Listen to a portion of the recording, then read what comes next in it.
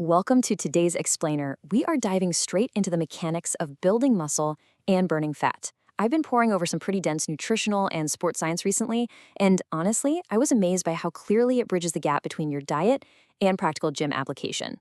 Whether you're trying to drop those stubborn last few pounds or pack on serious size, the biological rules of how your body responds to food and friction remain exactly the same. Let's look at what the research reveals. Here's our game plan for today. First, we'll tackle the muscle loss dilemma, then break down the protein prescription, master progressive overload, and wrap it all up with the upper/floor blueprint. Let's get right to it. So, how do you burn fat without burning your hard-earned muscle? It's the million-dollar question, right? To solve it, we really need to understand the biological rules of the game. You see, when you tell your body to lose weight, it unfortunately doesn't automatically know to strictly target your fat stores. Part 1. The muscle loss dilemma. Let's look at why lean athletes often lose muscle. When you restrict calories to lose weight, your body kind of hits the panic button, leaving your fat-free mass super vulnerable. Just look at this data. It's a forest plot from a massive systematic review in the International Journal of Sport Nutrition and Exercise Metabolism. Researchers tracked lean athletes, guys under 23% body fat, women under 35%, and put them in a caloric deficit. See how almost all the data points shift heavily to the left? That means the vast majority of these athletes literally lost muscle during their cut. In fact, only the folks with the absolute slowest rate of weight loss managed to preserve or slightly build their tissue. So why does this actually happen? Well, if you're already pretty lean, your body is way more likely to tap into your muscle for fuel simply because your fat stores are low. A caloric deficit forces the body to scavenge for energy anywhere it can. If you've ever felt completely drained or unusually weak on a diet, here's why. The review highlights that unlike morbidly obese individuals, lean folks can experience a massive drop in anabolic hormones, like testosterone, when they undergo fasting or heavy calorie drops. Your body basically dials down the muscle-building process just to survive. Moving on to part 2, the protein prescription. Here is how we protect that muscle. The secret is building a nutritional wall around your muscles. To stop muscle loss dead in its tracks during a cut, the data points to a precise, elevated intake of protein, specifically 2.3 to 3.1 grams per kilogram of fat-free mass. And hey, catch that distinction. It is based entirely on your lean tissue, not your total scale weight. A lot of traditional recommendations totally fail lean athletes because they were based on the general population or folks with much higher body fat. Think of protein like the bricks of a house. The leaner you get and the harder you diet, the more bricks you absolutely need to keep the whole structure from collapsing. If you're super lean and trying to peel off that final layer for a competition or a photo shoot, you really need to be pushing toward that 3.1 gram mark. But if you still have a bit more body fat to lose, sitting closer to 2.3 grams is perfectly fine. And honestly, this is where patience pays off big time. You've got a choice: fast weight loss versus slow weight loss. Dropping just half a kilogram, about a pound a week, is incredibly protective of your muscle. The science literally proves the tortoise was right all along. Rushing a cut doesn't just strip your muscle, it completely wrecks your gym performance. Going slower gives you a much bigger caloric budget, meaning you can actually keep your carbs and fats at decent levels while nailing that high protein target. Part 3. Mastering progressive overload. Let's talk about actually growing that muscle.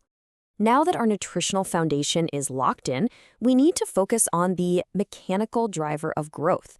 You can't just do the exact same routine forever and expect your body to change. Progressive overload simply means your workouts must become deliberately more challenging over time to force your body to supercompensate and grow. The moment your body adapts to lifting a certain weight for a certain number of reps, your progress hits a brick wall. You've got to introduce a slightly greater challenge right before that plateau happens. Now, adding weight to the bar is the classic method, but it is definitely not the only one. You can stimulate incredible adaptation through 5 main pathways. Number 1, load. Just add that extra 5 pounds. Number 2, volume. Push for 12 reps instead of 10. Number 3, time under tension. This is a total game changer.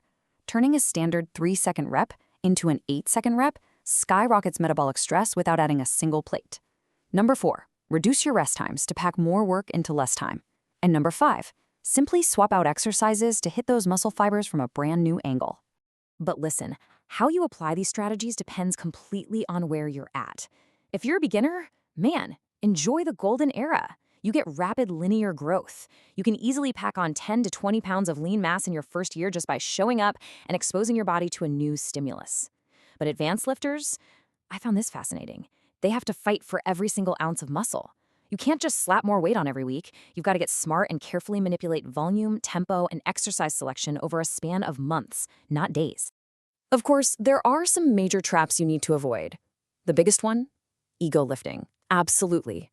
True strength is about controlled, repeatable execution, not contorting your spine just to heave a heavier dumbbell. Also, you have to remember that progress is basically a myth if you aren't tracking your data in a logbook. And maybe the most important reality check. Your muscles do not grow in the gym. They grow at home while you're sleeping and eating. Which brings us to part 4, the upper/lower blueprint. Let's put this all together into a balanced schedule. Okay, we've got the nutrition and the biomechanics down. How do we actually execute this? Well, this specific upper-lower workout structure is widely considered one of the absolute best setups for natural lifters. It lets you hit each muscle group frequently while balancing the volume perfectly so you don't burn out your nervous system. It hits the 3 major requirements for growth: mechanical tension from heavy weights, muscle damage to break the fibers down, and metabolic stress, chasing that deep muscle burn. Check out this schedule. This 4-day blueprint perfectly balances your training frequency with crucial rest days. You hit upper body on Monday, lower body Tuesday, take Wednesday completely off to recover, and then hit upper and lower again on Thursday and Friday. That leaves your entire weekend open to rest. By the time Monday rolls around, you step into the gym fully recovered, fresh, and ready to move some serious heavy loads. Inside the actual sessions, the flow is super strategic. You're not just wandering around the gym. You always start fresh with high energy for the heavy, compound lifts up front. Think bench presses, squats, and barbell rows in that heavy 6 to 12 rep range.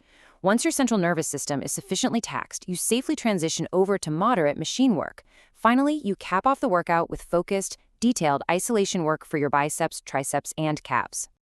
And here is the absolute secret weapon I pulled from this blueprint. Use 3-second negatives when it makes sense. Remember when we talked about time under tension during progressive overload? This program leans heavily into the 3-second negative, especially for those secondary machine and isolation movements. So what does that actually look like? Well, on the eccentric, or the lowering portion of a lift, like a cable tricep extension or leg curl, you forcefully contract the muscle, but then you spend 3 agonizingly slow seconds letting the weight back down.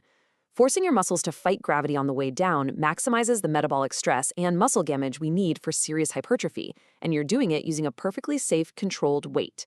All right, you are armed with the science of high-protein retention during a cut, the non-negotiable rules of progressive overload, and a battle-tested 4-day weekly blueprint. You have everything you need. So the only question left to ask yourself as you pack your gym bag is this: are you just going to go to the gym to work out and break a sweat? Or are you finally going to start training to grow? Use the science, track your numbers, and watch your physique transform. Thanks for hanging out with me today, and I'll see you next time on The Explainer.